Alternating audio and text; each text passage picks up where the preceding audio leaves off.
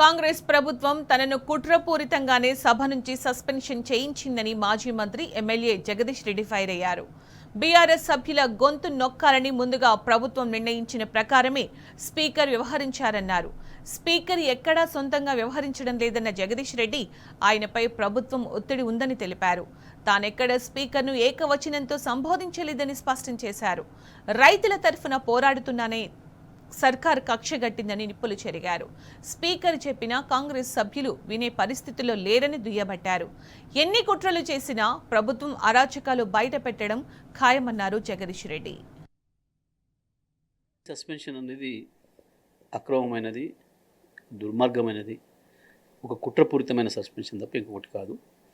ఇది ముందు రోజు సాయంత్రమే రేవంత్ రెడ్డి ఎల్పీ సమావేశంలో అనుకుని నిర్ణయం తీసుకొని రేపు ఉదయం బీఆర్ఎస్ పార్టీ నుంచి వెళ్ళి ఏ సభ్యుడు మాట్లాడనివ్వకుండా అడ్డు తగలాలి, గొడవ చేయాలి, సస్పెండ్ చేయాలని చెప్పి నిర్ణయించుకొని చేశారు. ఇది బీఆర్ఎస్ పార్టీ గొంతు నొక్కడం కొరకు శాసనసభలో ప్రభుత్వాన్ని ఏదైతే నిలదీస్తామో, ప్రభుత్వాన్ని బట్టలు పడితీసి ప్రజల ముందట నగ్నంగా నిలబెడతామో అది జరగకుండా చేయడం కొరకు ఇది ప్రభుత్వం కుట్రపూరితంగా చేసిన సస్పెన్షన్ తప్ప మరొకటి కాదు. చర్య ఉండాలన్నప్పుడు ఒక కారణం ఉండాలి. దానికి ఏకవచనం పెట్టి సంబోధించారు స్పీకర్ గారిని అని చెప్పారు. అక్కడ నేను ఎక్కడ కూడా నువ్వు అనలే, నీ అని అనలే, మీరు అని మాత్రమే అన్నా. నేను అనేక సందర్భాల్లో స్పీకర్ గారు తమరు సభను కంట్రోల్ చేయండి అని చెప్పి మాట్లాడినా.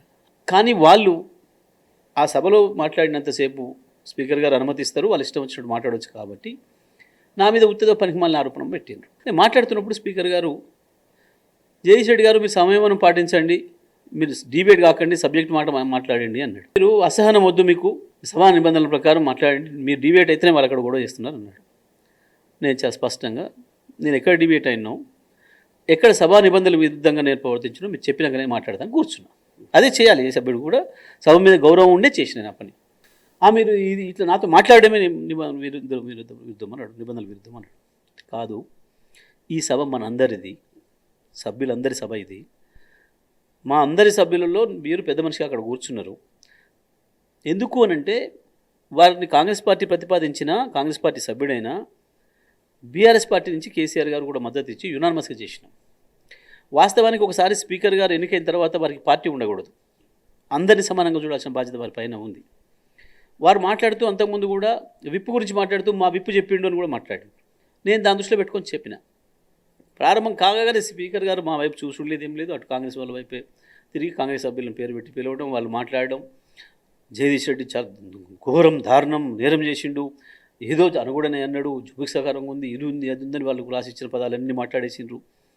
చివరికి సస్పెండ్ చేయండి అని తీర్మానం పెట్టిండ్రు, సస్పెన్షన్ చేసిండ్రు, అయిపోయింది. ఏ ఒక్క సభా నియమ నిబంధనలు పాటించలేదు. దీంట్లో అన్ని నిబంధనలకు వ్యతిరేకంగా, సాంప్రదాయాలకు వ్యతిరేకంగా ఒక దుర్మార్గమైన చర్యకు పూనుకునేది నిన్న ప్రభుత్వం. ఇది చాలా స్పష్టంగా ఎందుకు జరిగింది 3.5-4 గంటల ఆలస్యము అంటే ఢిల్లీలో ఉన్న వీళ్ళ నాయకుడు రేవంత్ రెడ్డి దొరకలేదు కాబట్టి, వీళ్ళకి అందుబాటులోకి రాలేదు కాబట్టి, వారు వచ్చిన తర్వాత వారిని సంప్రదించిన తర్వాత వారి ఆదేశాల మేరకే చేశారు. దీనిలో ఏం కనబడుతుంది స్పష్టంగా? స్పీకర్ గారు వారి సొంతంగా వారు పనిచేస్తున్నట్టు కనబడతలేదు. కాంగ్రెస్ పార్టీ ప్రభుత్వం యొక్క ఒత్తిడి కనబడుతుంది మనకి. ఇక్కడ ముఖ్యమంత్రి కలిసి ఆయన ఆదేశాలు వచ్చిందాక ఆగినారంటే దాని అర్థం అది కాంగ్రెస్ పార్టీగా టోటల్ ప్రభుత్వంగానే తీసుకున్న నిర్ణయం.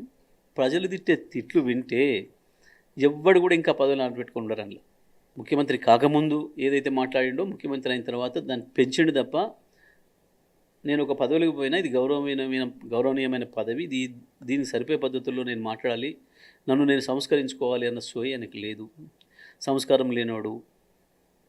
ఆయన పాత సంస్కృతి ఏదైతుందో, సమైక్యాంధ్ర పార్టీలో కొనసాగిన నాటి సంస్కృతి ఏదైతుందో, ఆ పార్టీ సంస్కృతి ఏదైతుందో దాన్ని కొనసాగిస్తున్నాడు.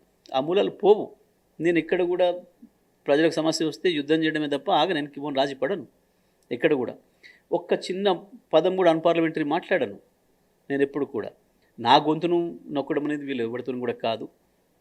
వీళ్ళ భాషలే నొక్కలేకపోయారు మా గొంతును వీళ్ళే నొక్కుతారు.